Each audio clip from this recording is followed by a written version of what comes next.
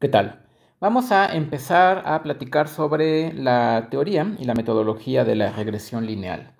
El primer concepto importante que hay que discutir es el del coeficiente de correlación, que de alguna manera mide pues, justamente qué tan correlacionadas están dos variables. Comencemos con unas ideas intuitivas.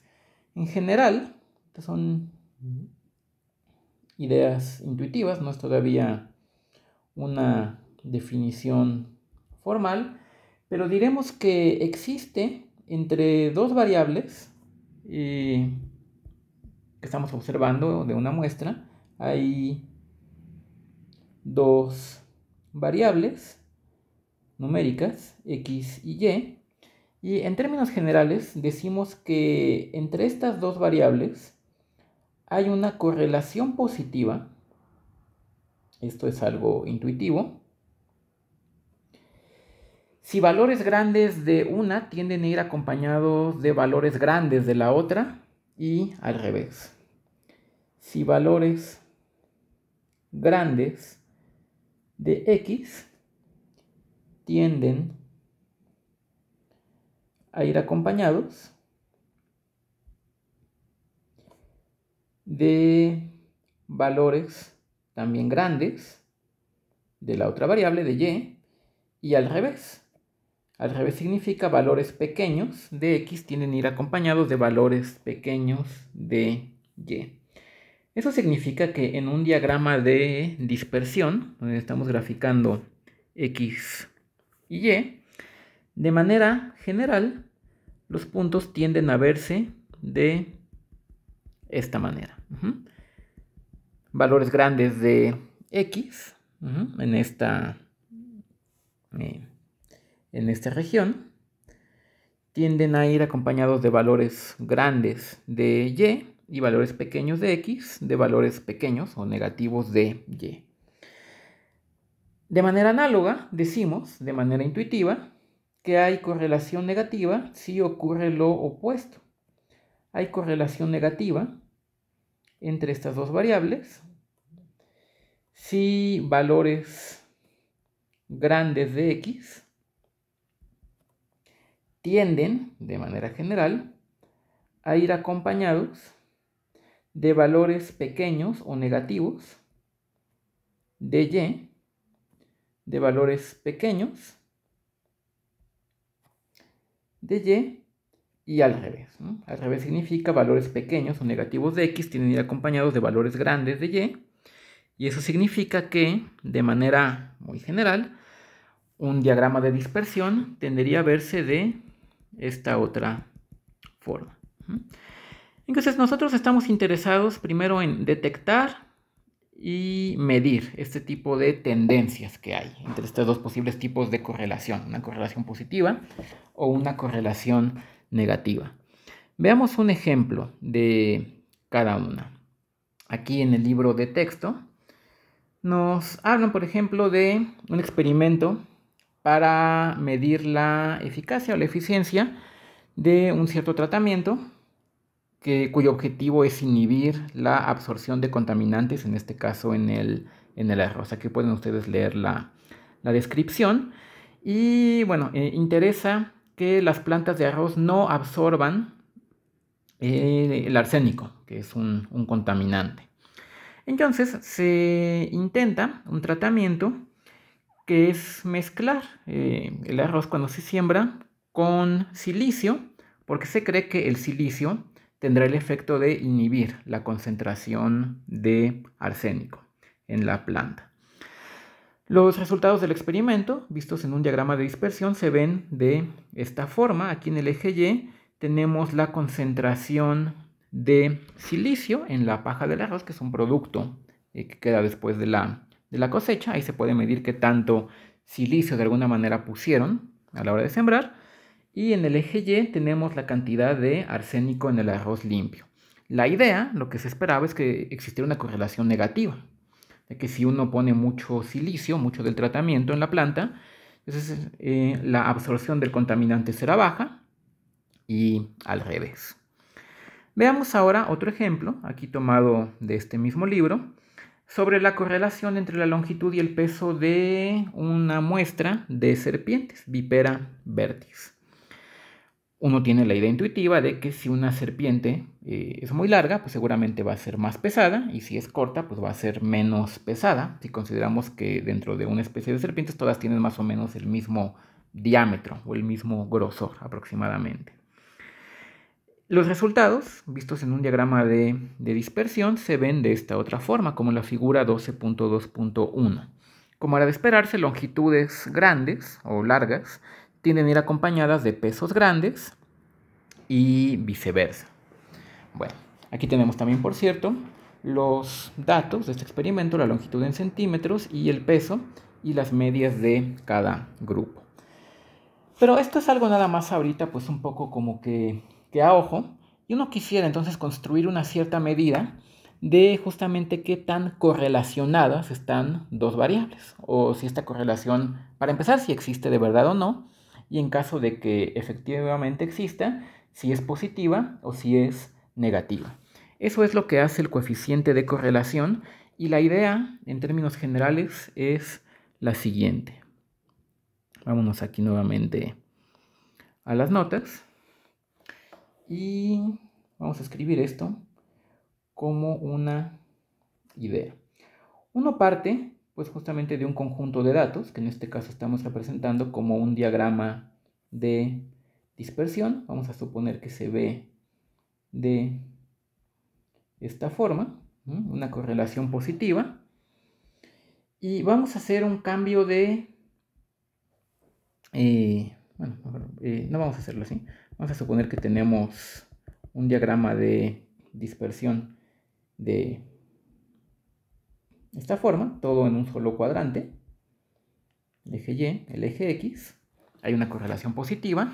Y vamos a hacer un cambio de variable, de alguna manera para centrar nuestra nube de puntos en el origen, en el 0, 0. Entonces hacemos un cambio de variables, porque vamos a hacer un cambio de variables tanto en el eje X como en el eje Y.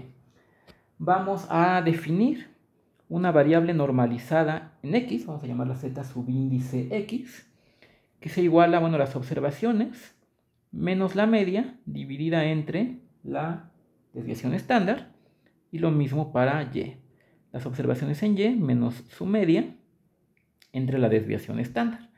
Al hacer este cambio de variable tenemos el efecto de conservar la tendencia de nuestra nube de puntos, eso es muy importante, pero la estamos mandando o la estamos de alguna manera centrando en el origen. Esta es la misma nube de puntos que en el diagrama de la izquierda, pero tras este cambio de variable, entonces aquí no sería X y Y, aquí serían las variables normalizadas, ZY y ZX. Se conserva la estructura de la nube de puntos, es decir, si veíamos una tendencia hacia arriba, se va a conservar, y si veíamos una tendencia hacia abajo, se va a conservar, pero al estar centrada en el 0, 0, vemos que los puntos en la nube de datos pueden caer en uno de 4 cuadrantes. Tenemos este cuadrante de acá, este otro y este otro de acá. Porque si nosotros tenemos una correlación positiva, eso quiere decir que la gran mayoría de nuestros puntos, aquí tenemos una correlación positiva, van a estar o en este cuadrante de acá o en este otro de acá, la gran mayoría. En el cuadrante 1, como lo estamos viendo acá, o en el 3, una vez que ya los hemos centrado en el 0, 0. Entonces, si la mayoría, si los puntos están en estos cuadrantes y nosotros multiplicamos para cada punto las coordenadas, sus coordenadas normalizadas, si están en el cuadrante 1, tanto la coordenada normalizada ZX como la ZY son positivas, entonces el producto va a ser un número positivo. Y para las observaciones que estén en el cuadrante 3, ZX es un número negativo, ZY también es un número negativo, y el producto es positivo. Es decir, si tenemos una correlación positiva en nuestro diagrama de dispersión, los productos de las coordenadas normalizadas para cada punto, en general, en su mayoría, van a ser números positivos. Por otro lado, si nosotros tenemos una correlación negativa, de manera que una vez que hemos normalizado nuestra nube de puntos en el diagrama de dispersión, centrándola en el 0, 0, una correlación negativa tiende a verse de esta otra forma.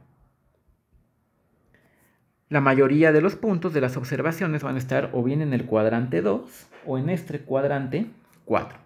Si están en el 2, digo, no todas, habrá algunas que estén por acá también, otras por acá, pero la mayoría van a estar en el 2 o en el 4. Si están en el 2, Zx es un número positivo, Zy es un número negativo y el producto será un número negativo.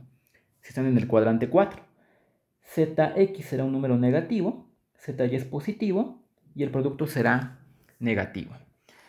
Entonces, analizando cómo se comportan estos productos de las coordenadas normalizadas, nosotros podremos de alguna manera detectar de una manera cuantitativa si hay una correlación positiva o si hay una correlación negativa. Una medida de alguna manera natural para ver qué tan positivos o negativos son estos productos, pues es el promedio de esos productos. Entonces la idea es la siguiente. Si hay correlación lineal positiva, entonces el promedio de estos productos, porque es un producto por cada punto, de estos productos, va a ser un número positivo. Al revés, si hay correlación negativa, si hay correlación lineal negativa, entonces el promedio de estos productos será un número negativo. De estos productos será un número negativo. Y veamos también que si nosotros tenemos un diagrama de dispersión en el que no hay correlación ni positiva ni negativa, sino que los puntos tienden a estar de alguna manera completamente dispersos, sin ningún tipo de tendencia observable, aquí es no hay correlación, en ese caso, más o menos la mitad de los productos van a ser positivos, la mitad van a ser negativos, más o menos, y el promedio va a ser un número cercano a 0. Si no hay una correlación lineal clara, el promedio de estos productos será un número cercano a 0 porque los números positivos tenderán a anularse a la hora de promediarlos con los negativos de estos productos. Será un número cercano a 0. Definimos de esta manera el coeficiente de correlación de Pearson como casi, ahí tenemos por qué casi, el promedio de estos productos. Definimos así el coeficiente de correlación de Pearson